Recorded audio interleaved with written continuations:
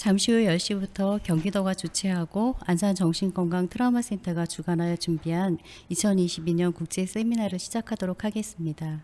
줌을 이용하시는 분들께서는 마이크는 꺼주시고 카메라는 켜두시길 부탁드립니다. 지금부터 2022년 안산정신건강트라우마센터 국제세미나를 시작하도록 하겠습니다. 안녕하십니까. 저는 오늘 사회를 맡은 안산정신건강트라우마센터 온마음 1팀 상임팀장 서경숙입니다. 세미나에 참여해 주신 여러분께 감사의 말을 전합니다. 본격적으로 세미나를 시작하기에 앞서 4.16 참사로 희생된 분들과 이태원 참사로 희생된 분들을 기억하며 묵념하도록 하겠습니다.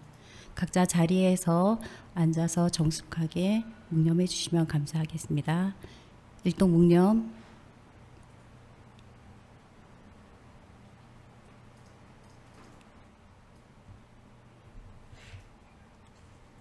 바로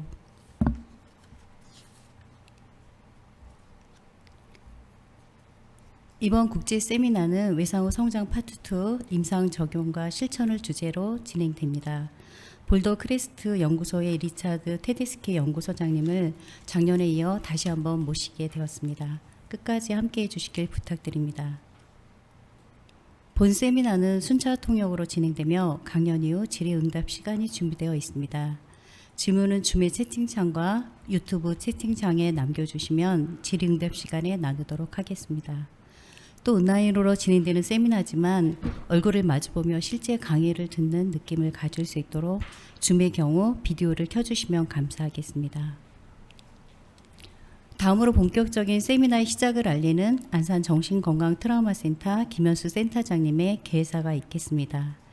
김현수 센터장님께서는 다른 일정으로 참석하지 못하시게 되어 개사는 영상으로 대체하도록 하겠습니다. 안녕하세요. 명지병원 정신건강의학과에서 일하고 있고 현재 안산 온마음센터 트라우마 센터장을 맡고 있는 김현수입니다. 반갑습니다. 이렇게 다시 작년에 이어서 저희가 외상후 성장을 주제로 두 번째 국제 세미나를 갖게 되었는데요. 굉장히 많은 분이 신청해 주셔서 다시 한번 감사드립니다. 작년에 이론에 굉장히 많은 이론 주제에 힘입어서 성원에 힘입어서 이번에 두 번째로 임상 적용과 실천이라는 주제로 저희가 다시 외상후 성장을 이슈로 해서 열게 됐습니다. 또 마침 우리 리차드 테데스키 교수님께서 열의를 가지고 이렇게 저희와 함께 해주셔서 저희 또한 기쁜 마음이고요. 이 자리를 빌어서 리차드 테데스키 교수님에게 다시 한번 감사의 말씀을 전합니다. 외상 속에서 여러 가지 어려움을 겪을 수도 있지만 그래도 희망을 갖고 성장의 빛을 향해서 갈 수 있는 그런 과정을 우리가 어떻게 함께 동반하면서 만들어낼 수 있는지 이 세미나를 통해서 여러분들이 많은 지혜를 얻기를 바랍니다.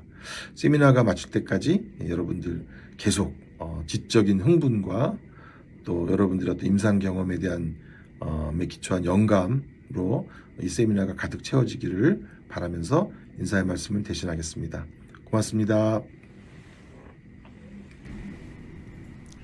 이어서 오늘 세미나 진행을 맡은 좌장을 소개하도록 하겠습니다. 오늘 좌장은 안산정신건강트라우마센터 정혜선 부센터장님께서 수고해 주시겠습니다. 네, 방금 소개받은 안산 온마음센터 부센터장을 맡고 있는 정혜선입니다. 반갑습니다. 최근 또 코로나 재유행으로 인해서 저는 마스크를 착용하고 진행을 하겠습니다. 2014년 이후에 저희가 또 한번 최근에 참사를 겪고 힘든 시기를 겪고 있습니다. 네, 오늘 많은 전문가와 실무자분들이 참여해 주셨는데요. 저희가 할 역할이 더 커졌다고 생각을 하고 오늘 의미 있는 배움의 시간이 되었으면 좋겠습니다. 그러면 강사님을 소개해 드리겠습니다. 네, 오늘 강의를 해주실 리차드 테데스키 박사님은 오하이오 대학교 임상심리학 박사를 마치시고 노스캐롤라이나 대학교 샬럿 캠퍼스 심리학과 교수를 역임하셨고요. 현재 노스캐롤라이나 대학교 샬럿 캠퍼스의 명예 교수이시며 현재 볼더 크레스트 외상후 성장 연구소장을 맡고 계십니다. 볼더 크레스트 연구소에서 퇴역 군인 및 응급구조 요원들을 도울 수 있는 외상후 성장 원칙 기반 프로그램을 개발하셨고요. 또 트라우마와 사별, 외상후 성장에 관한 9권의 책과 수많은 전문 논문을 출간하셨습니다. 테데스키 박사님은 미국 심리학 협회의 외상 및 회복력에 관한 자문위원으로 활동하고 계시며 임상심리학부 및 심리치료부 연구원이십니다. 오늘 아마 현지 시차가 있어서 굉장히 늦은 시간으로 알고 있는데요.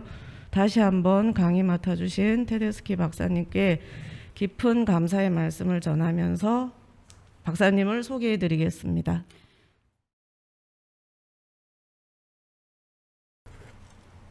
Thank you very much. I'm honored to be here among you again virtually. And I know I have spoken for this group before, and I appreciate you inviting me to come back. So I'm going to start by sharing my slide deck here for you. And as I do this, I want to remind you that at the end of this presentation with these slides, we will have time for a question and answer session.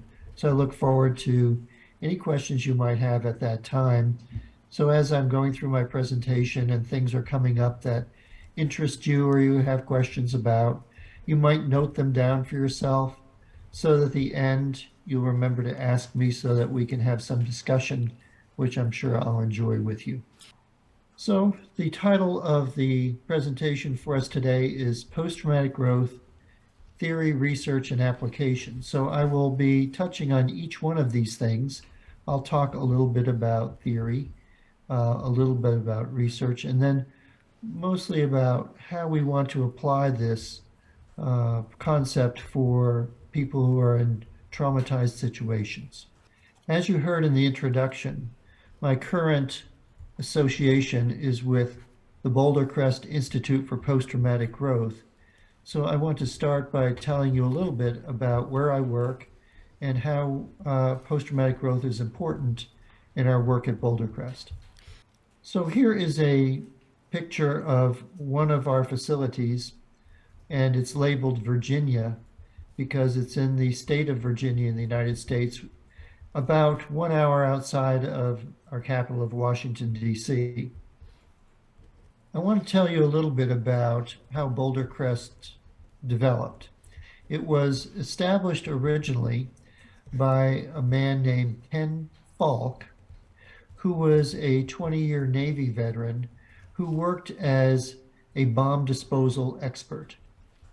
Mr. Falk, after he was retired from the Navy, began a company which was a contractor with the United States Army, training soldiers to recognize improvised explosive devices in the war, during the war in Afghanistan and Iraq, so they could defuse these bombs, find these bombs, and make sure that they didn't explode. So after he established this company, and he was living back in the United States, he would visit the soldiers in his bomb disposal units who had been wounded in the war. Most of them had had quite severe injuries, amputations and brain injuries, and were in the hospital in Washington, D.C.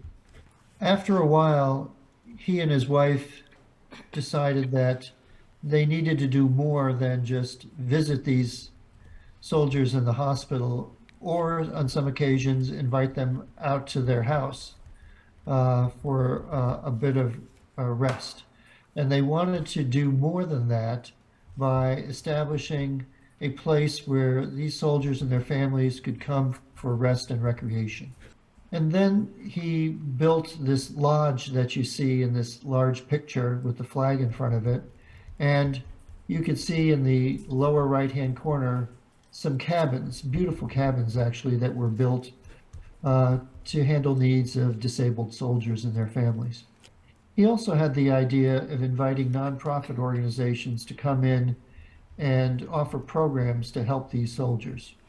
But he found that these nonprofits coming in and offering their programs weren't doing as much good as he would like.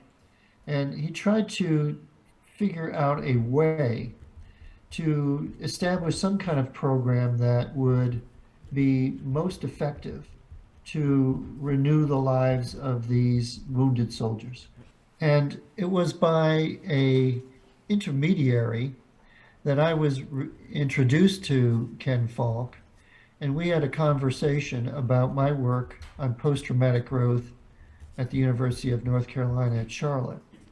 And as a result of our conversation, we decided together to create programs based on the post-traumatic growth concept to handle the needs of these combat veterans. That was back in 2015 that we started this association, and I've been working with Boulder Crest since then to help develop programs based on post-traumatic growth for veterans, military service veterans, and also for first responders like police, firefighters, and emergency medical personnel. You can see from these photos that some of what we do in our programs involves activity outdoors. So we use types of activity that many people would think of as recreational therapy to do some of this work with post-traumatic growth. We'll talk later about the details of our approach and how they might apply to a variety of trauma survivors. We can see that one of the things that we think is very useful in our programs is to have a serene and tranquil environment for people to use as a time of reflection and a time where they can reset their views of themselves and the life that they have ahead of them. We believe that there are 4 components that are healing aspects of the programs at Boulder Crest. One is the place that you see is very beautiful and tranquil out in the country. The second thing is the philosophy of post-traumatic growth, which supports all of what we do. The third is the program that we arrange based on those principles of post-traumatic growth, which I will describe to you later. And the people who are serving those who come to our program, people who in all their responsibilities at our campus support the idea of post-traumatic growth and respect all who come to our programs. Since the establishment of this campus in Virginia, we have also expanded our programs across the United States. We purchased another facility in Arizona, which is in the high desert close to the Mexican border in southwestern Arizona. This is another facility where we run our programs, where we have tranquility and an ability to relax in a beautiful environment. So you can see from those photos that even though the environment is very different out in the high desert than it is in the eastern United States, it's still a beautiful place to be. Just to inform you a little bit about some of the activities that are involved in this program, you can see horses at both places. And we use horses to introduce people to the idea of calming themselves, regulating their emotions, so that they can approach the horses and have the horses accept them. Because horses are very, very sensitive to emotional states.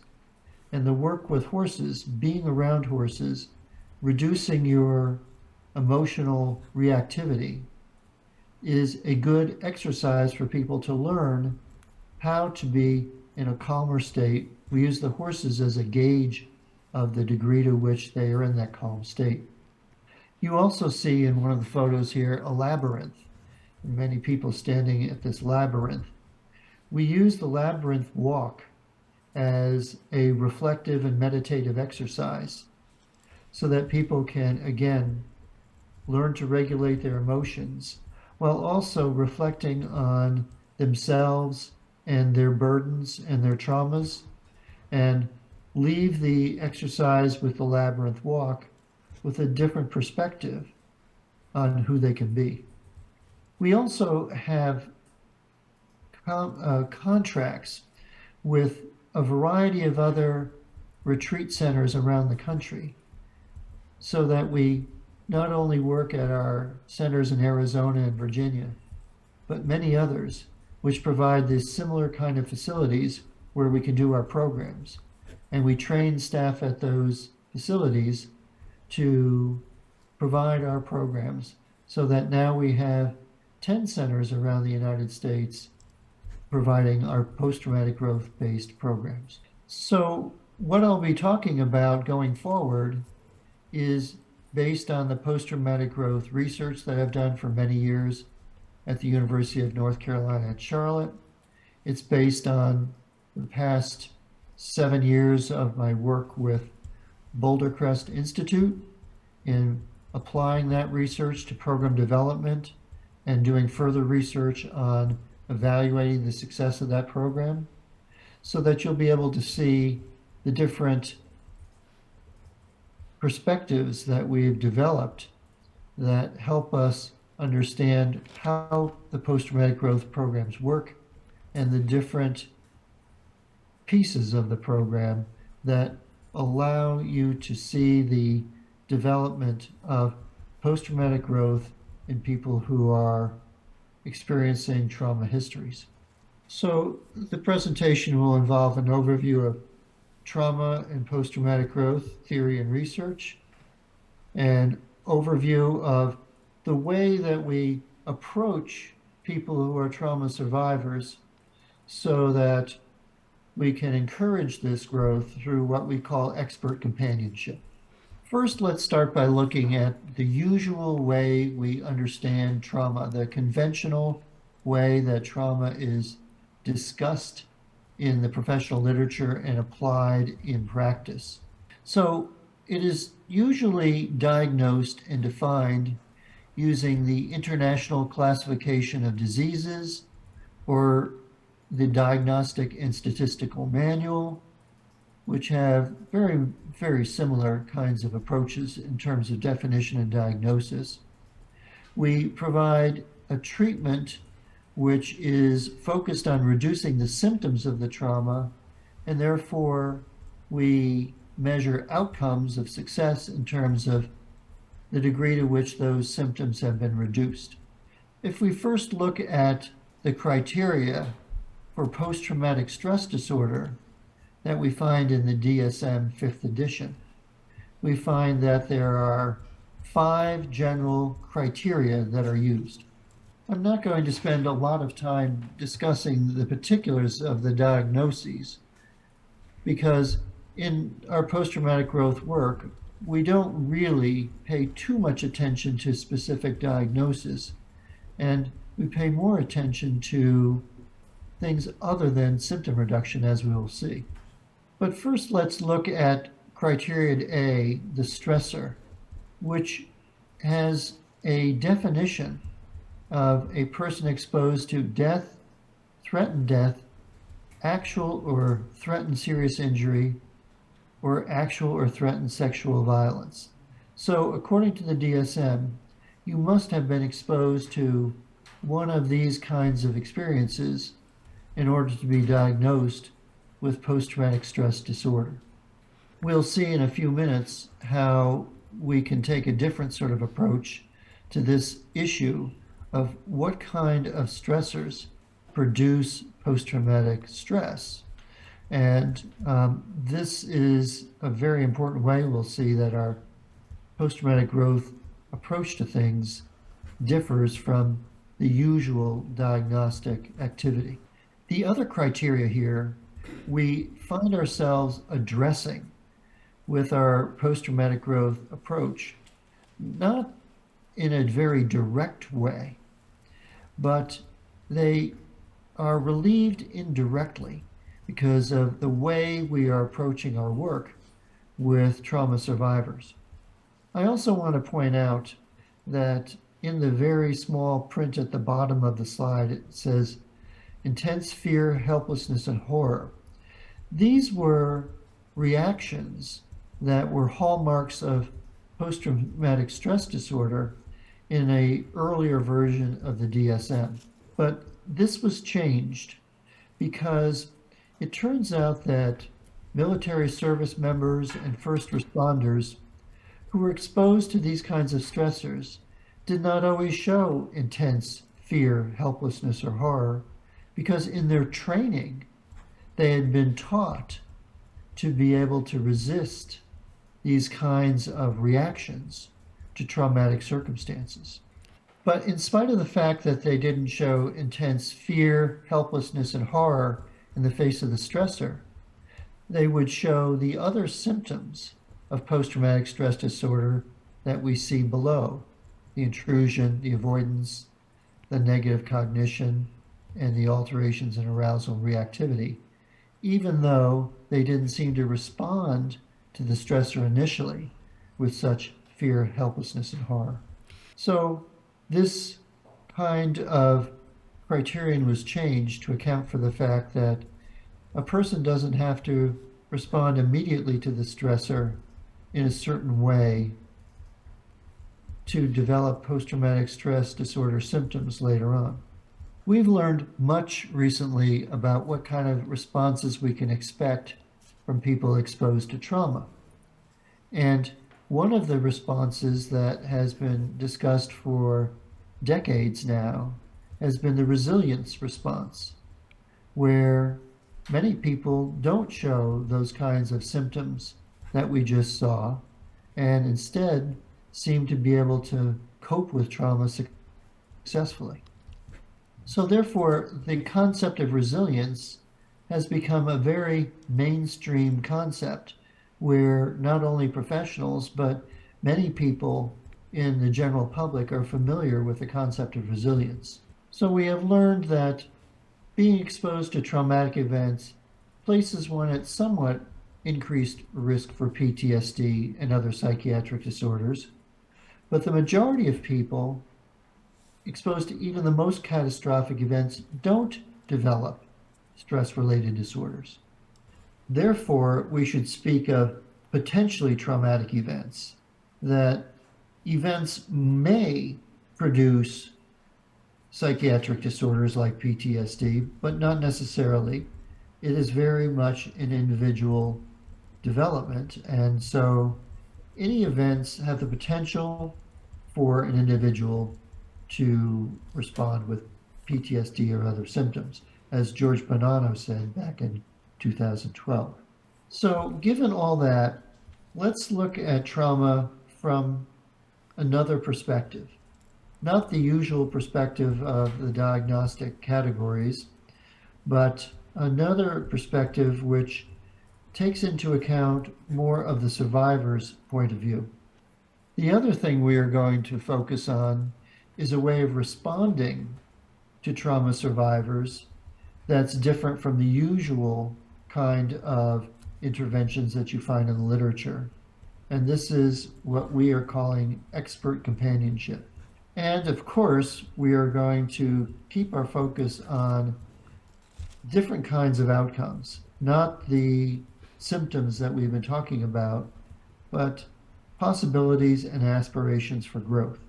Therefore, we are going to define trauma very broadly as a threat to cognitive or psychological integrity, a severe challenge to a person's ways of understanding the world, their place in it, and their personal identity. Notice then that by defining trauma this way, we are not talking about very specific circumstances or experiences like death or the threat of death or serious injury, etc. We're talking more about the point of view of the person who is experiencing an event, a point of view where they are finding that their cognitive or psychological integrity is challenged. So when we talk about the challenge to cognitive or psychological integrity, we're talking about a challenge to what's sometimes called the assumptive world, the set of core beliefs that people have about different aspects of living in the world. This term, the assumptive world, has been used by psychologists back in the 1970s and 80s. One person in particular that I've learned a lot from is Ronnie Janoff-Bullman of the University of Massachusetts, who talked about the assumptive world. So the assumptive world is the set of beliefs we have about the world we live in. We assume the world to be a certain kind of place, and we assume that we are a certain kind of person with a certain kind of future. The beliefs that we have about the world allow us to understand very clearly what we should do, how we should respond to the world that we're in. They are a cognitive map of the place that we're in, the people we live around, the future that is ahead of us. We call these core beliefs because they're very foundational or basic beliefs that we hardly ever question. We assume them to be the case because they seem to work in our day-to-day lives. These are beliefs about how benevolent the world is, how safe we are in the world, how predictable events are, the degree to which we can control them, how vulnerable we are, how good a person we are, and our own sense of morality.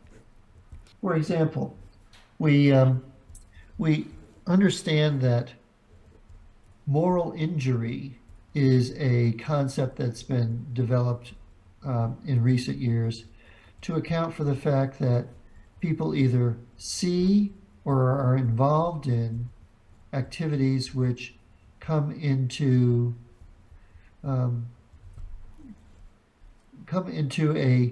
a conflict with their own moral system or moral code. And this conflict with the moral code is an aspect of the core belief system that is then challenged. So when these core beliefs are challenged or shattered, we don't understand the world as a place that we thought we knew. It becomes confusing to us, and that confusion leads to a great deal of anxiety. The world seems like a strange place that we don't know anymore. We also find ourselves questioning who we are, not only the world we're living in, but the kind of person we are. We feel perhaps more vulnerable, or we don't hold ourselves in such high esteem, or we find ourselves having done things that conflict with our moral sense. This is a photo, obviously, of a town that's been victimized by a natural disaster. And in a case like this, the infrastructure of the town has been shattered. All of what the town needs for people to survive has been shattered, destroyed, so that it is very difficult to survive in a place like this. We can think about our core belief system as an infrastructure for our psychological capabilities and survival. Just like a town has an infrastructure of roads and buildings and the electric grid and a water supply to allow people to survive, we have a psychological infrastructure that needs to be supported and needs to exist in a robust way for our psychological survival. So just as a town like this needs to be rebuilt so that its infrastructure can be able to withstand future traumas, we have to rebuild our core belief system as well, so it can withstand future traumas. That is, be resilient. In the reconstruction of the core belief system, there is an opportunity for us to see ourselves and our world differently, an opportunity for post-traumatic growth. Another way to think about trauma, in addition to the shattering of the core belief system, is as a turning point in the life narrative, a watershed event where life takes a new turn. Events are traumatic when they disrupt the anticipated course of life or the plan people had for their lives. So this is another way to think about trauma as a disruption of the narrative or the autobiography that we all find ourselves writing. If people describe an event which divides their life into a before and after, it may be a traumatic event. For example, they say, before I had cancer, after I had cancer, or before my child died, after my child died. This may be a traumatic event, which they're describing in this way, a disruption of the life narrative, but also potentially growth enhancing. Defining post-traumatic growth then, we see that it is both a process and an outcome. The experience of positive changes in oneself as a result of the struggle with traumatic events. And I emphasize here that it's a process and an outcome. This is a process of change, a transformative process involving changes in perspective. And it results in a new way of seeing oneself or the world.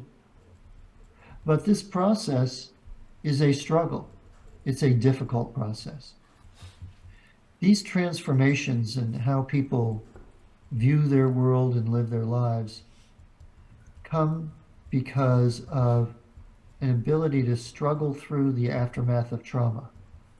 And therefore, we are going to emphasize what happens in the aftermath of trauma more than the traumatic events themselves. At Boulder Crest, we really try to emphasize the idea of struggle so that people don't think that post-traumatic growth is something easily obtained. In fact, the program that we've developed for first responders like police, firefighters, emergency medical technicians, we call that program Struggle Well. We have found that there are 5 domains of post-traumatic growth. And these domains came out of our research where we interviewed people who were trauma survivors, took their statements about their experiences, and then subjected this to factor analysis, which yielded the 5 domains of post-traumatic growth. So one of these domains is called new possibilities. Because in this case, what we see is people reporting that because of the difficulties of their lives, the traumatic events of their lives, that challenged their core beliefs, that they see new opportunities or possibilities for what their priorities in life should be. This is a kind of case where sometimes things are closed off to people because of what has happened. Perhaps a medical problem or an accident, for example, or maybe another kind of loss, a loss of employment or career.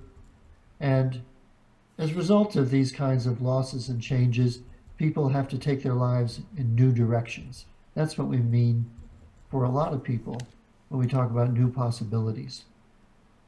The second domain of post-traumatic growth we call relating to others. This is where people report that their relationships with other people have become more emotionally sound, closer, more compassionate, more empathic, that the relationships with other people are deeply improved. A third area or domain of post-traumatic growth is personal strength. This is where people report that they feel stronger than they thought they were, either because they've been able to respond to the challenges of the traumatic events they faced with some success, or that those events have created new strength in them because of what was necessary in order to manage going through these circumstances. This is the kind of situation where you hear people say things like, if I can get through this, I can get through anything. A fourth domain of post-traumatic growth is appreciation of life. This is essentially a greater ability to see the value of one's life, even in the simplest aspects of it, and be grateful for so much that might have once been taken for granted. The fifth domain of post-traumatic growth is spiritual and existential change.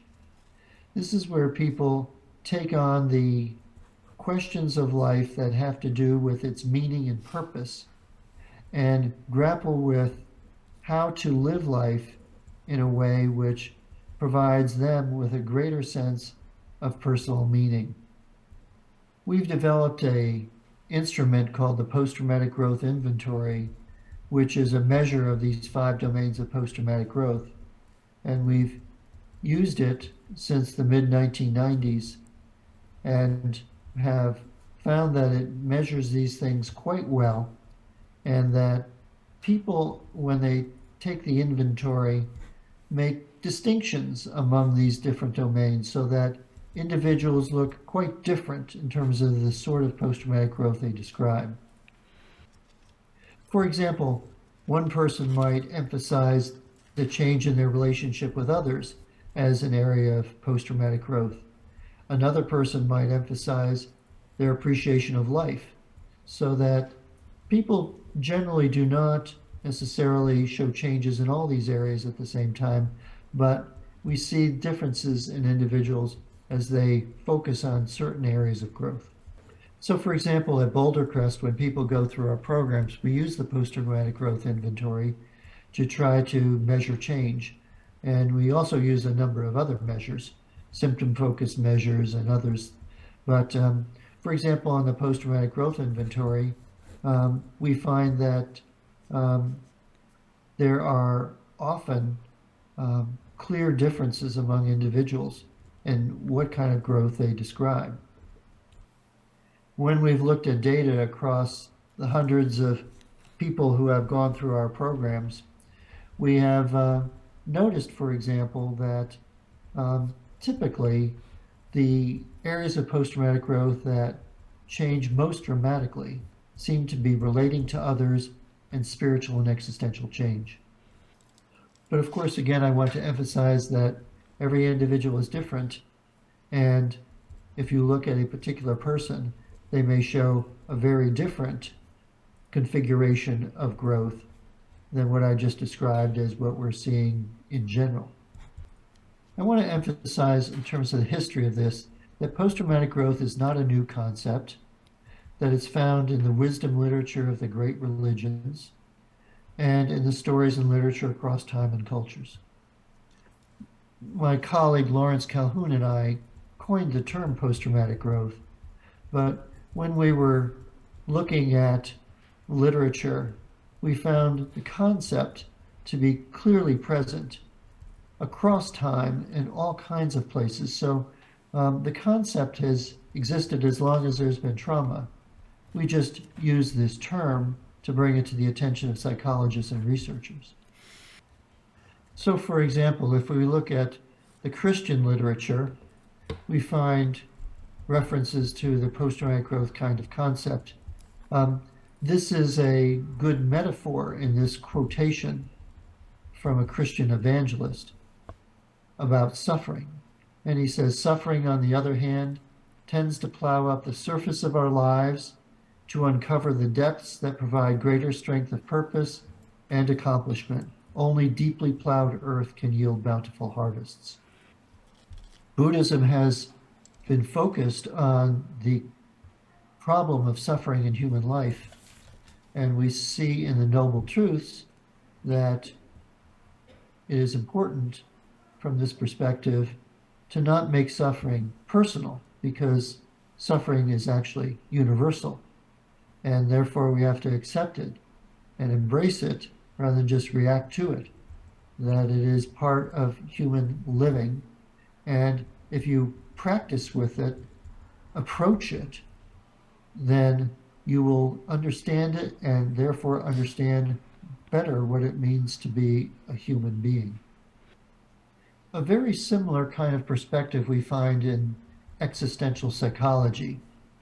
And some of the existential psychologists who have written about the problem of suffering are Rollo May, Erich Fromm, Viktor Frankl.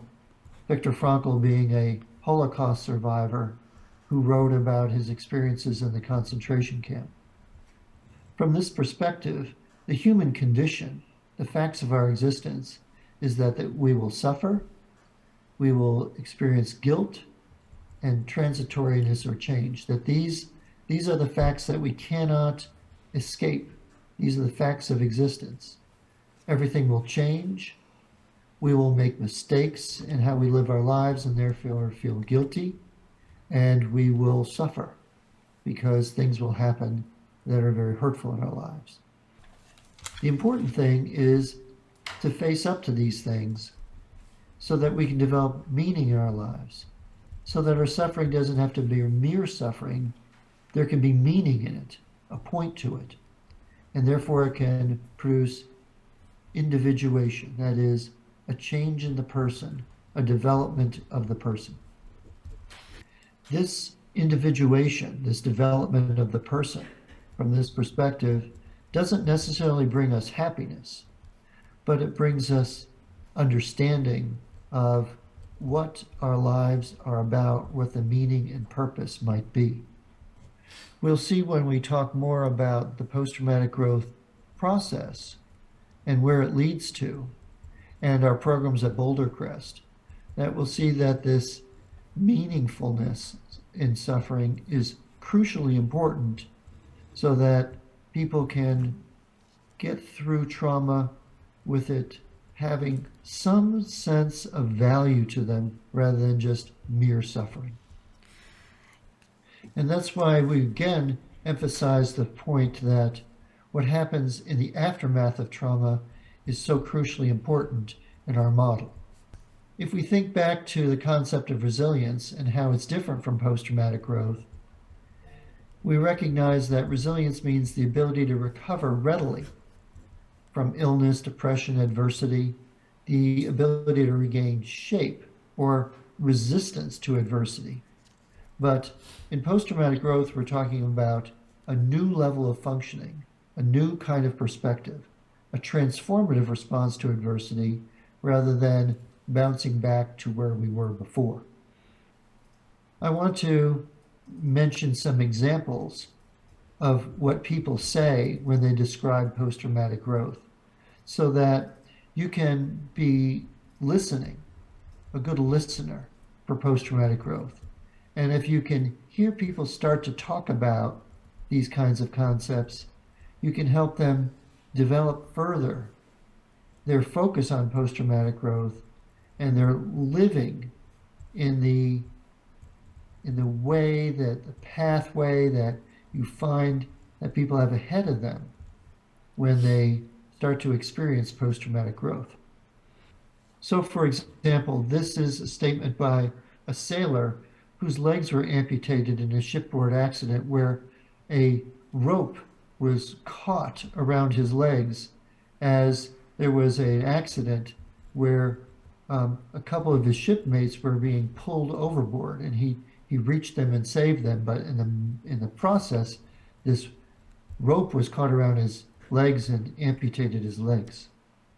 So he says, a lot more good things have happened to me since that accident that probably wouldn't have happened. I don't regret it. I don't wish it hadn't happened. Here you might recognize one of the domains of post-traumatic growth that we've just talked about. That is new possibilities, because he says, more good things have happened to me that probably wouldn't have happened.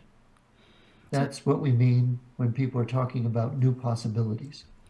It may be hard to understand how a man could say that losing his legs is something that he doesn't regret and doesn't wish it hadn't happened. But you have to understand the rest of the stories of people like this so that you can see the sincerity in it. So for this man, for example, what happened afterwards was because of his amputation. He was discharged from the Navy, and he then went in a completely different direction in his life than he ever thought he would go. And he went back to school, and he ended up getting a degree in law and becoming an attorney, doing some work that he thought was very important. So this is the kind of thing that is hard to understand until you hear the perspective of the person to whom it happened. We have to learn from the survivor's perspective, and that's very important in our work in post-traumatic growth. So this is a quote from a soldier whose friend died during a convoy that was that he was part of in the war in Afghanistan. And he says, "I struggled with Dave's death for a long time. I still struggle with it. But I look at my daughter, my wife, my home, and I feel appreciative. I'm sad that he died, but because of his death, I no longer take things for granted, and I cherish so many things in my life. Dave gave this gift to me." So here you see, of course, the concept of appreciation of life that he is describing here, that he no longer takes things for granted. He cherishes life more. And so this is something that came out of a long struggle. He says, "I struggled with Dave's death for a long time. I still struggle with it." So we see the struggle and the growth together. So here we see that growth doesn't come easy. It comes as a result of struggle. And here he can't say that it was a good thing that Dave died. Not like the sailor before said that he doesn't regret that he lost his legs. It's a different kind of perspective, but still we see the growth despite the struggle and the fact that his friend died. Here we find a veteran of the Vietnam War saying that he gained much more than he lost from being in Vietnam. He says, "The taste is sweeter, the flowers are more beautiful, the delights of this earth are more fully appreciated and enjoyed." Another way of talking about appreciation of life. Now let's look at a little bit of the research that's been done on post-traumatic growth. And this is going to be very brief and general overview. If you are interested in learning more about post-traumatic growth research, I invite you to consult a book that I wrote with some of my colleagues in 2018 called Post-Traumatic Growth Theory, Research, and Application. And that has about 700 references in it. So there are a lot of studies that we review there, and that is a good overview of the literature. So let us start by looking at some of the assumptions and predictions that have been verified by the research that we and other people have done over the years. First of all, let's keep in mind that it's not the trauma that makes the difference in people's lives resulting in post-traumatic growth. It's the struggle with the shattered core belief system in the aftermath of trauma. It's also important to recognize that in the aftermath of traumatic events and circumstances, people are struggling to survive, not grow.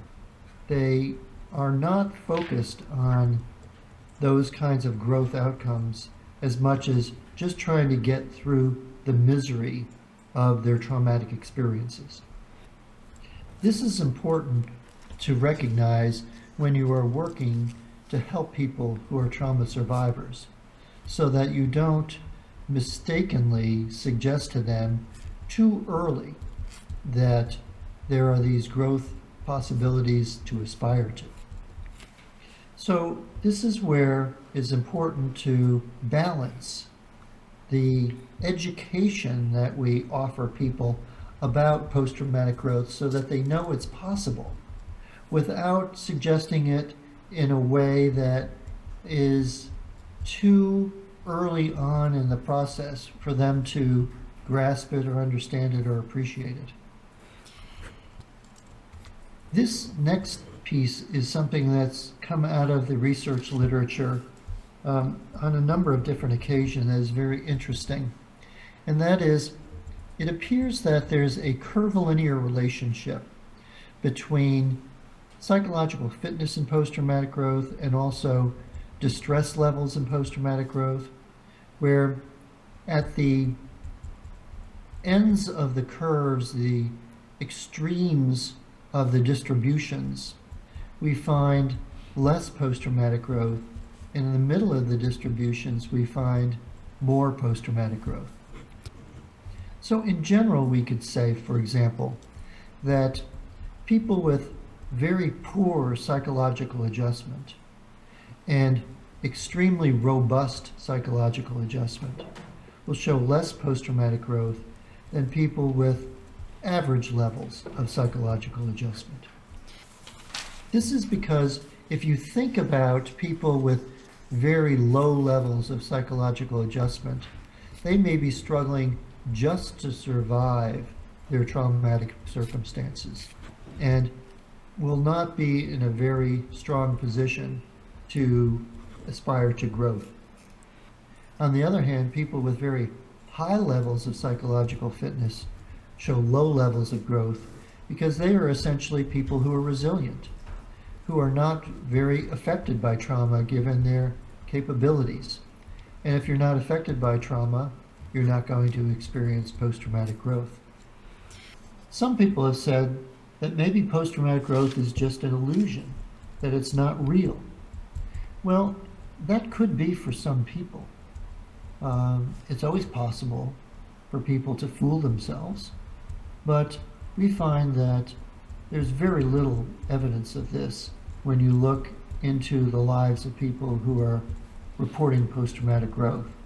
So, yes, maybe that's a possibility for some people, but when you really talk to people about their life experience with post-traumatic growth, and when you start to look at the stability that we see in post-traumatic growth over time in some of our studies, it doesn't look like there's much evidence for this to be a commonplace experience. We saw in one of the quotes earlier that post-traumatic growth and distress coexist, and that the development of post-traumatic growth doesn't remove all psychological distress. This seems especially the case in bereavement, for example, where the losses that people suffer are not completely offset by growth experiences they might have because they've still lost someone who they've loved and is important to them. Post-traumatic growth doesn't make everything in life wonderful and happy and good. It provides meaning more than anything else. There are various routes to growth, not only trauma. Of course, people experience maturation and they experience good experiences, positive events that also lead to changes that are positive in people. So there are other routes to change and development of people other than the aftermath of trauma. We're not trying to say that trauma is our only teacher in life. It does seem, however, that the aftermath of trauma is a powerful teacher because there's so much emotion involved, and people learn things particularly well and thoroughly when they're learning things that have emotional impact. If we look at predictors of post-traumatic growth, we find that trauma severity is an important one. Generally, studies indicate that severity is positively related to post-traumatic growth. And also, we find again a curvilinear relationship with more post-traumatic growth related to moderate severity. We also find that the perception of severity of events may be more important than objective indicators. So again, we're looking at trauma from the perspective of the survivor. If we look at age as a predictor of post-traumatic growth, we see there's no clear relationship with the age of a person at the time we ask them about post-traumatic growth or collect data on their experience. However, we see that age at the time of event is more clearly related to post-traumatic growth, with older children showing more post-traumatic growth than younger children, and late adolescents and young adults being particularly clear on their experiences with post-traumatic growth. The findings that late adolescents and young adults may report most post-traumatic growth may result from the fact that this is a time in life where people are already open to change. Coping mechanisms are related to post-traumatic growth as well, where active coping, that is, approaching trauma, doing something about it, is related to post-traumatic growth. Also, the ability to interpret events positively and to accept the fact that things have happened tend to be related to post-traumatic growth. The positive reinterpretation and the acceptance coping may be indications that people have come to some kind of resolution of their experience with trauma that has led them to post-traumatic growth. Sometimes we find avoidance coping having a small relationship with PTG, perhaps because it is important from time to time for trauma survivors to take themselves out of focus on the trauma they've been through and the aftermath of it, giving themselves some recovery time, some rest in the aftermath of traumatic experiences. So we see, perhaps in terms of how people respond to traumatic events, that a good balance between facing trauma and some self-protective mechanisms are most fruitful in terms of finding a pathway towards growth. Rumination is usually associated in the psychological literature with depression, but we find that there's intrusive rumination, which is usually an indication of really a very difficult time dealing with events, while deliberate rumination is an indication of, again, a more active and positive way of approaching events with a wish to gain insight and to reflect on what exactly the meaning of all this might be. So intrusive rumination has received much more attention in the trauma literature because it's associated with PTSD, whereas deliberate rumination, which is a more reflective and approach-focused way of dealing with trauma, this is much more strongly related with post-traumatic growth.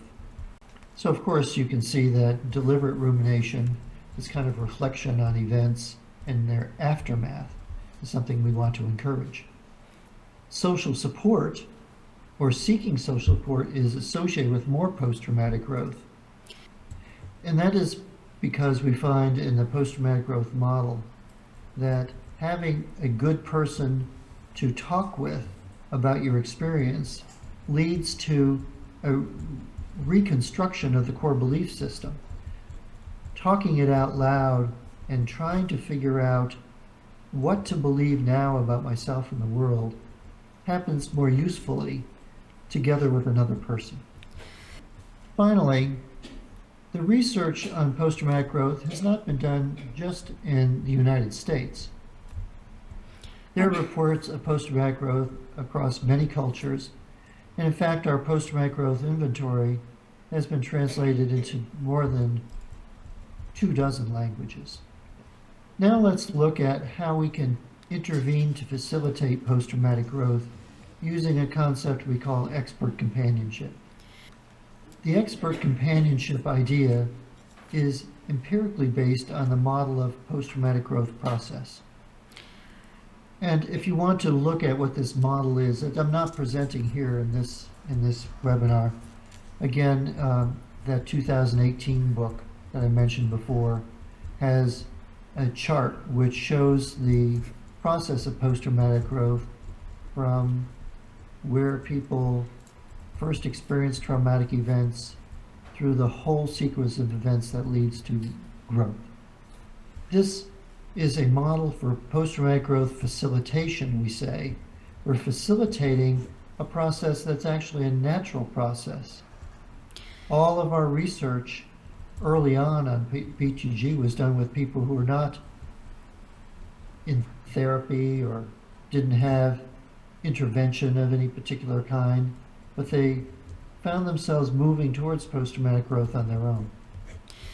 So we're looking at something that will facilitate, make more strong or more rapid approaches to PTG that is otherwise a naturally occurring process. This framework is compatible with empirically supported PTSD therapies. That is because it's an integrative approach using cognitive therapy elements, narrative therapy elements, constructivist therapy elements, and existential therapy elements. And this framework was first proposed by myself and Richard McNally in work for a comprehensive soldier fitness program that was being developed for the U.S. Army. This is a diagram of the process, the phases of the post-traumatic growth model applied to intervention. And this is what we use at Boulder Crest to develop our programs. You can see that the central focus is expert companionship, which is a relationship process that is crucial and foundational for everything else that could happen. So with an expert companion, we have a process which involves 5 phases that produces post-traumatic growth. And these 5 phases are linked together, not in a linear way or mechanical way, but a way that they influence one another and continue the growth process. So the 5 phases include education about trauma and growth, emotional regulation strategies, ability to disclose about one's experience, especially in the aftermath of trauma, developing a new story or narrative, and a plan to be of service to others. So we'll look at each one of these elements and see what is included in this process as we go through the phases of post-traumatic growth. Let's start with education. In education, what we are doing is we're helping people understand that the shattered core beliefs form the foundation for later post-traumatic growth. We also help them learn about the basic physiological and psychological responses that are normal in trauma, and that these reactions to trauma don't indicate any kind of defect in one's character or identity or sanity. These are normal responses to an abnormal situation. It is remarkable to me how at Boulder Crest, when we tell people, it's not what's wrong with you, it's what happened to you. That makes such a great difference in the outlook of so many of these people who come to our programs. Of course, many of them have been diagnosed with post-traumatic stress disorder, And the key term there is disordered. They've been told that they're sick and disordered, and instead we're telling them that they're normal human beings who've been through terrible experiences, and that's why they've had the kinds of reactions they've had. So we start with a very hopeful approach in our education to people about why they've responded the way they have with all these things that we call symptoms, which are actually indications that they've been through terrible experiences, and that as they come to better understand themselves and the world that they live in, they can see themselves forward to a way to be even more capable people than they ever have been before. Let's look briefly at the next phase, emotion regulation. Here we find that we help people manage their dysregulated sympathetic nervous system responses, which we have taught them about in the education phase of things. We point out to them that their responses that have been adaptive for survival and trauma can provoke long-term maladaptive functioning. So we point out to them that the behavioral and emotional effects of their stress hormones can sustain the body's alarm reaction, which can help with survival, of course, but can lead to continued emotional distress and physical damage over time. So the very things that allowed them to survive in traumatic circumstances now have left them with avoidance tendencies, hypervigilance, exaggerated startle responses, and other symptoms like this. So to counter this, we introduced simple emotional regulation procedures like breathing techniques, progressive muscle relaxation, and guided imagery, meditation, other kinds of approaches like this that help calm down this sympathetic nervous system response. So at Boulder Crest, this is where we use some of our outdoor activities, such as archery, where people have to breathe and relax themselves to shoot an arrow accurately, or the work with the horses that I mentioned before, or the labyrinth walking, and other kinds of approaches like basic meditative approaches that we also teach. We also help them manage intrusive thinking and encourage more of this deliberate reflective rumination in contrast to brooding. So to manage intrusive thoughts, we tell them that these things are common following trauma, and people often feel powerless to stop them, and that they feel like their thoughts are chaotic.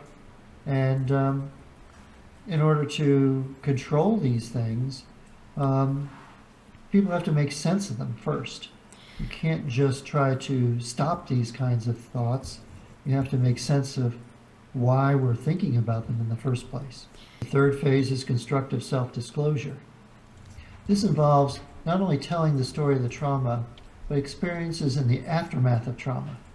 So again, we're focused on what's happened since the trauma has occurred that has disrupted their life so much. So here, people are often dealing with what's called counterfactuals. That is, their wishes that things had turned out differently, and their imagination that they apply to different kinds of outcomes, trying to counter the facts of what actually happened. Here it's important for people to find people to talk to, good listeners, expert companions in their social environment. So we help them think about how to find people who are going to be good listeners for them. So we especially help them focus on when they've been most understood by other people, when they felt misunderstood, the kinds of situations or people that lead to a greater sense of connection and understanding, and avoiding the people that don't provide them with that kind of experience. The fourth phase is creating a trauma narrative. After they have started to disclose parts of the story to good listeners, they need to put the pieces together in terms of a coherent narrative. And in contrast to traditional trauma treatment, where the creation of a trauma narrative is about the trauma itself, again, we're focused more on the aftermath of trauma. And here, as you help people describe their experience in the aftermath of trauma, listen for the elements of post-traumatic growth, those 5 domains of post-traumatic growth that we talked about earlier.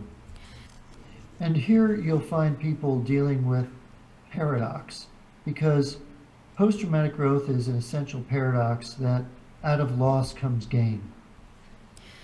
Other paradoxes that you'll find people talking about is by obtaining support, they start to feel more self-reliant. As they give up a desire to control events and make things the way they want them to be, as they give that up, they'll have a greater sense of being in control of their life. Out of their grief, they may be more grateful for what they already and still have. Recognizing their vulnerability turns out to be a strength of character. And the symptoms of what's called post-traumatic stress disorder can coexist with post-traumatic growth. Post-traumatic growth does not eliminate all those symptoms that we talked about. However, we have found in our Boulder Crest programs, even though we are not focused on symptom reduction, when we measure symptoms and change in symptoms over time, we see a huge reduction in symptomatology, 50% or more reduction in post-traumatic stress disorder symptoms, along with post-traumatic growth. 그리고 저희 볼더 크레스트 프로그램들에서 And finally, the 5th phase of this process involves developing a mission based on new life principles, the importance of service in post-traumatic growth. So people need a sense of meaning, a purpose or a mission for their lives, some place to invest in their own future, in something to do that helps structure their lives and builds on the life principles that they're recognizing as important to them. These missions are often derived from their trauma experiences, so they may want to help other people who have had similar experiences to them. And these missions can help sustain post-traumatic growth well into their future. So let's talk about this expert companionship that's the basis for all of what we talked about so far. Remember, that's the central relationship approach on which everything else is based. So let's first think about what we call a recipe for PTSD would look like. So that would involve thinking like a victim, brooding, making comparisons with other people where they look better than you, and pining for the past. It involves trying to find someone to blame for your troubles, perhaps yourself, other people, God. It involves searching for meaning with why questions that can't be answered, and also a lot of avoidance, delay in seeking help, failing to share your experiences, resulting in a very poorly elaborated and fragmented story that you're living out. But as an expert companion, you're trying to encourage a post-traumatic growth recipe. So, for example, you're trying to help people think in terms of paradox, construct meaning out of what they've experienced, and seeking ways to find benefits for oneself and other people. This is an orientation toward the future with new priorities and a narrative that involves missions that transform loss into something good. So the expert companion recognizes that it's the struggle that's important more than the trauma, and people first struggle to survive, not grow. But once they're on a growth trajectory, stability is the norm, even though some symptoms of PTSD may still exist, and that there are various routes to growth. So why be an expert companion? And here we're emphasizing companionship first, that being close to people, being a good listener, that is the basis for all good work that is going to be done with trauma survivors. So without being a good companion, any sort of expertise feels hollow to a trauma survivor. So we downplay expertise and instead listen to the stories that people need to tell so that we can learn the unique experience of the person telling the story, learning from them rather than being the expert on them. We recognize that what our expertise really is understanding that There's no specific time limits to how trauma is resolved. It's a gradual process with great individual differences, and that it isn't so important what happens. That it isn't so important how much time is being taken as what happens during that period of time in your work with a person as an expert companion. And the work through trauma and grief is very difficult and messy. It doesn't go in a nice, predictable series of stages. And so it's important to pay attention to the experience of the trauma survivor rather than assuming there's going to be particular stages of trauma or grief resolution. We also recognize that there may not be closure or a neat resolution to trauma, and that when you suffer loss of someone, you continue to be attached to them emotionally, and that is normal. And there are other ways of expressing trauma experiences and telling about these stories. Maybe talking to another person, but it may be other ways. Could be through art or music or dance or work of certain kinds, building things, making things. So there are a lot of different ways people express trauma besides simple talk. In fact, in our Boulder Crest programs, we often invite songwriters to come to our programs from one of the songwriting capitals in the United States. Professional songwriters come in and help the groups in our program write songs about their experience. And they end up to be beautiful songs that really express the deeply held emotions that people have that have been frightening or ugly to them and now turned into beautiful songs. And of course, post-traumatic growth means that people have to re-understand so much about their lives, reconstruct their core beliefs, and that through that process they get more than just recovery from trauma. They get a new way of seeing life, new missions to go forward with. So the expert companion is a person who educates, helps with emotions and intrusive thoughts, helps people sort out what to believe now, and helps people develop a new sense of identity as a person who contributes and serves. And finally, if you approach trauma survivors with whom you work humbly and attentively and with respect for their experience, your reward may be vicarious post-traumatic growth, wisdom that comes to you for your life and your own traumas. So with that, we can start our process of discussion as you wish.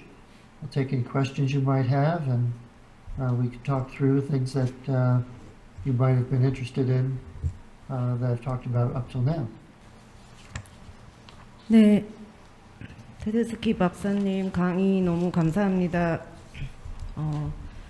네, 박사님께서 지금 볼드 크레스트 연구소의 어떤 철학적 가치와 또 생존자의 관점에 집중하고 계시다는 말씀 해주셨고, PTG의 핵심 신념과 그리고 5가지 영역에 대해서도 말씀해 주셨습니다. 그리고 저희 그 연구에 대한 설명도 네, 또 잘 해주셨고요. 저희가 마지막으로 또 동반자적 전문가에 대한 5가지 모델에 대해서 설명해 주시고 적용과 네, 역할에 대해서 말씀해 주셨습니다. 네, 마지막으로 하신 말씀이 가장 또 와닿는데요. 대상자를 존중하고 겸손하고 주의 깊게 대하라는 말씀과 저희 또 실무자들 간접 외상 경험에 대한 지혜로운 어떤 지혜롭게 대처하라는 말씀을 해주셔서 또 특히 와닿았습니다. 네, 그럼 유튜브와 줌을 통해서 지금 질문이 많이 들어와 있습니다. 네, 박사님께 질문 드리겠습니다.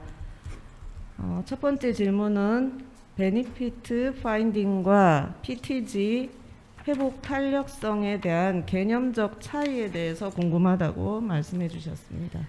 Well, benefit finding refers to things that may be important to people but aren't necessarily transformative in people's lives. So people might find benefit, for example, because of maybe they go through a serious illness and they stop smoking. So that's definitely a benefit. Maybe they suffer a disability and they get disability payments. These are benefits. So these things are important to people, but they're not necessarily transformative, life transformative, transforming people's perspective on how to live.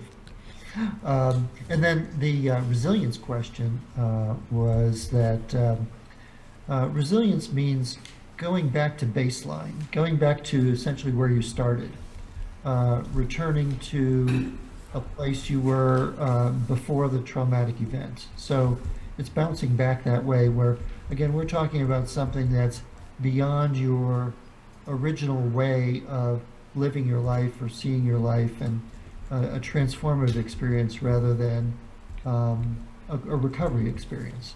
I'm not trying to dismiss recovery, it's important, but I'm just making the distinction between that and a more transformative experience. 네, 감사합니다. 다음 질문 또 들어왔습니다.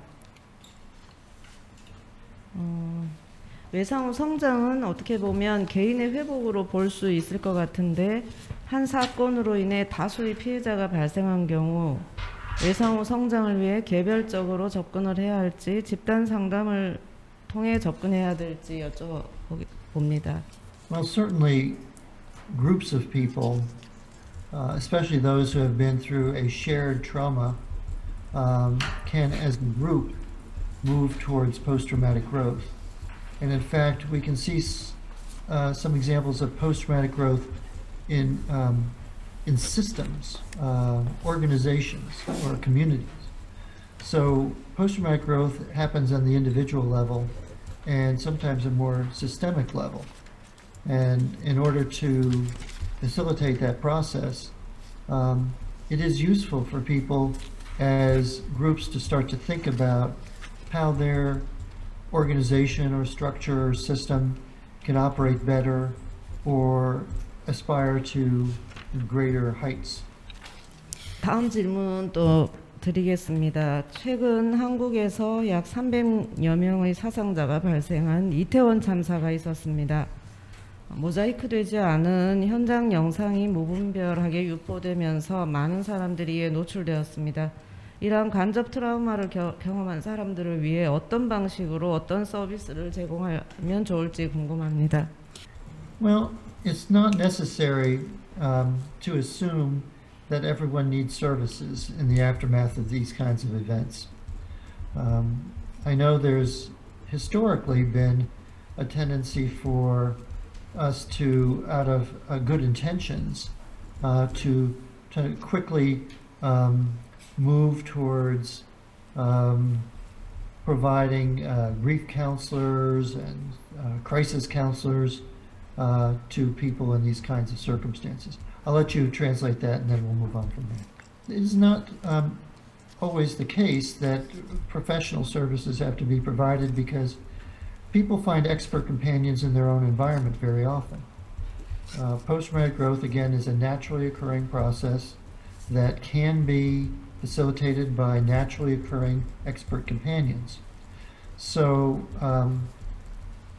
I want to point out something I haven't mentioned about our Boulder Crest programs, for example, and that is they are not, the services that we provide, these programs we provide, are done through peers, not professionals.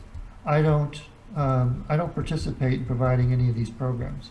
I help design them and evaluate them, but they're actually offered by peers, other veterans, other first responders who we help, who have been through this program already, and we help train them to be expert companions themselves. And I also want to say that the people who will need some assistance perhaps will be the ones whose core belief systems are more seriously challenged and who are very anxious and confused about how to go forward in life as a result of that. Being involved in these kinds of disasters or viewing videos of them or whatnot may produce that response in some people, but not others. 네, 감사합니다. 다음 질문 드리겠습니다. 클라이언트가 치료에 동의하였음에도 재경험이라는 두려움으로 인해서 치료 과정에서 탈락 위기가 발생할 수 있는데 그럴 때마다 어떻게 클라이언트에게 독려하는지 궁금합니다. This question is very important because most of our traditional trauma treatments have very high dropout rates. And that's especially the case is in the circumstance that the questioner has suggested, where people have to relive the trauma. So actually, in our post-traumatic growth model, as you might remember, we are not focusing so much on telling the story of the trauma as the aftermath. We're focused on what now, what next, now that this has happened to you. How do you go forward? So we don't linger too much on the stories of the trauma themselves. So we have very, very low dropout rates from our programs. I mean, almost no one drops out.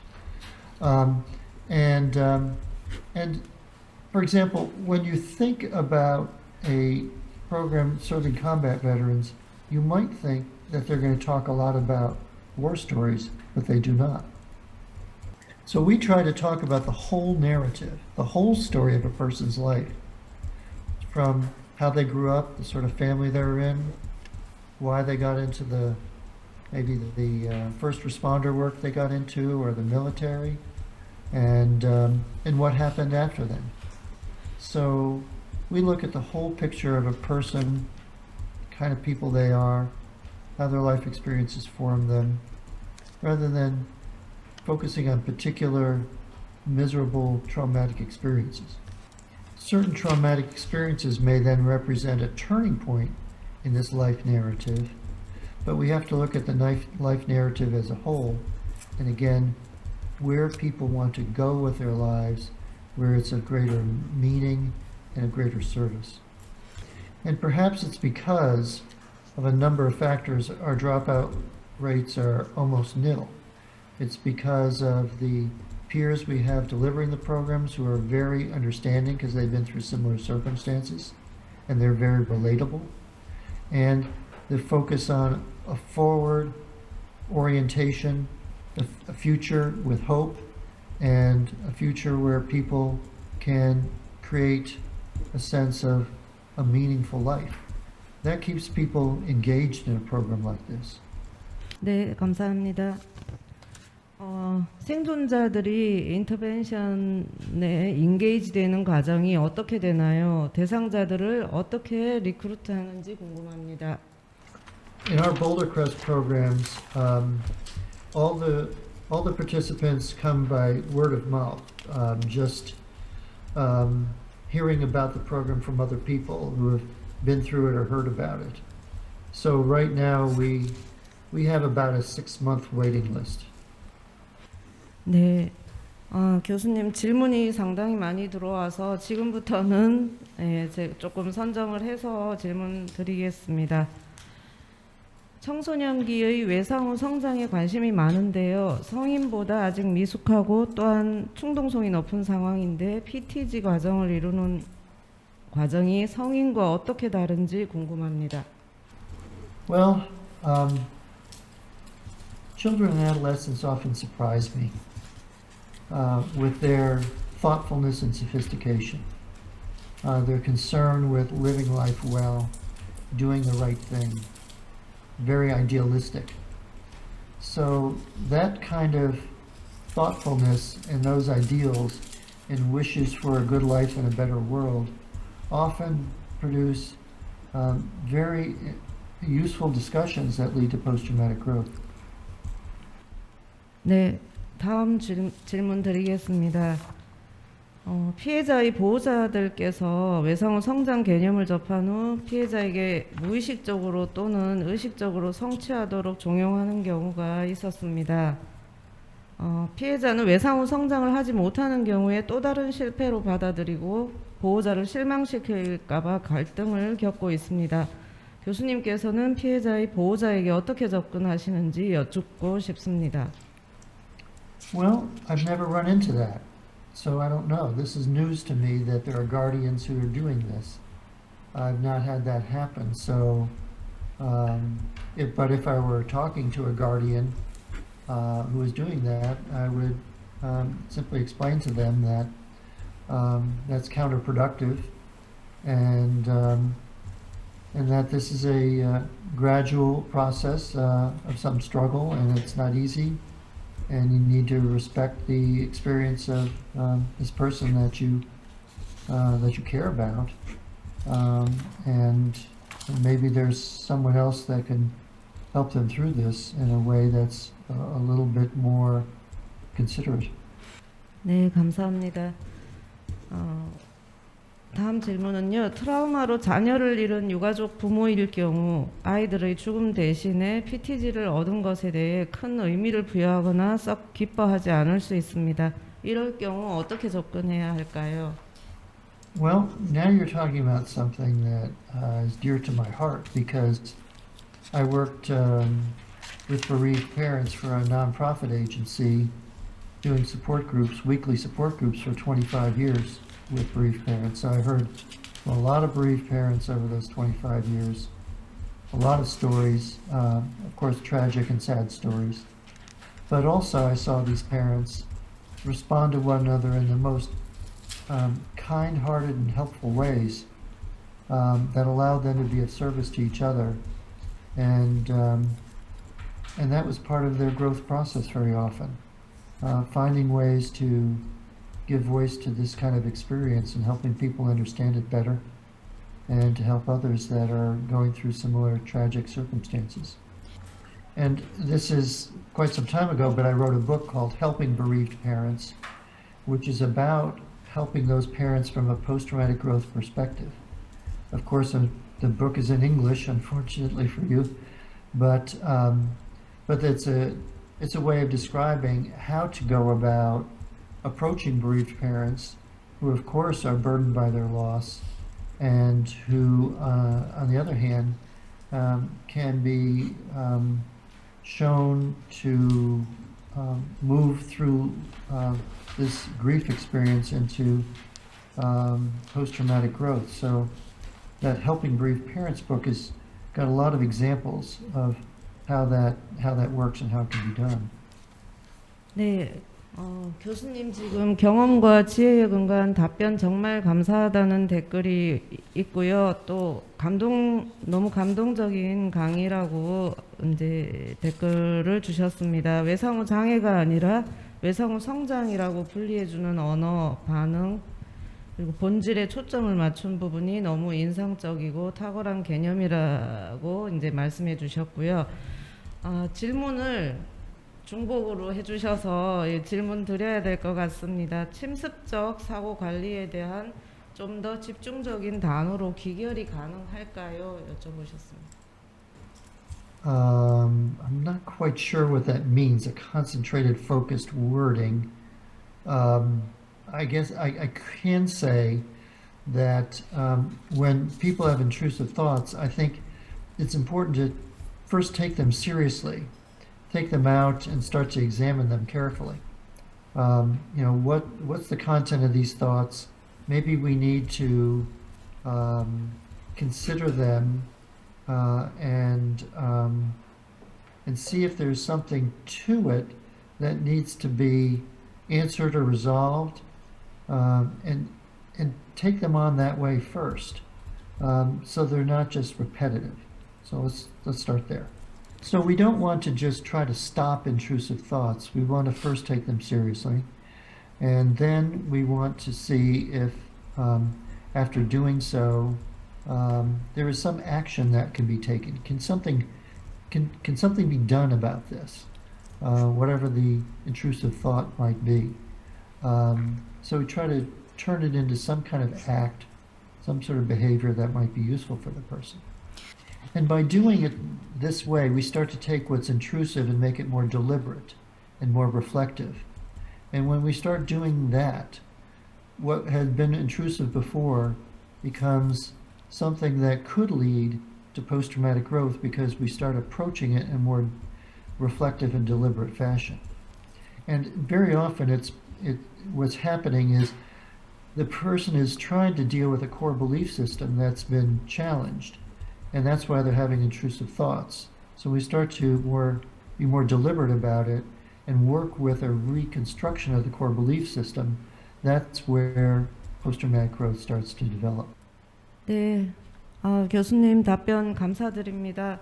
이제 시간이 다 돼서 교수님을 보내드려야 될 것 같습니다. 지금 굉장히 늦은 시간이시거든요. 예, 다시 한번 한국에 있는 실무자들에게 기꺼이 이렇게 귀한 시간 내주신 리차드 테데스키 박사님께 진심으로 감사를 드립니다. 이상으로 테데스키 박사님과 함께한 외상후 성장 파트 2 임상 적용과 실천의 시간을 마무리하도록 하겠습니다. 참여해주신 모든 분들께 감사드리며 세미나 참석증은 사전 신청해주신 분에 한해 이메일로 발송될 예정입니다. 또한 만족도 조사 링크가 문자로 발송될 예정이니 더 나은 세미나 개최를 위해서 만족도 조사에 꼭 참여해 주시길 부탁드리겠습니다. 앞으로는 안산정신건강트라우마센터에서 트라우마로 힘들어하고 있는 분들이 홀로 외롭지 않도록 옆에서 저희 온마음센터가 함께하고 그 길을 밝혀나가겠습니다. 그럼 이것으로 2022년 안산정신건강트라우마센터 국제세미나를 모두 마치겠습니다. 감사합니다.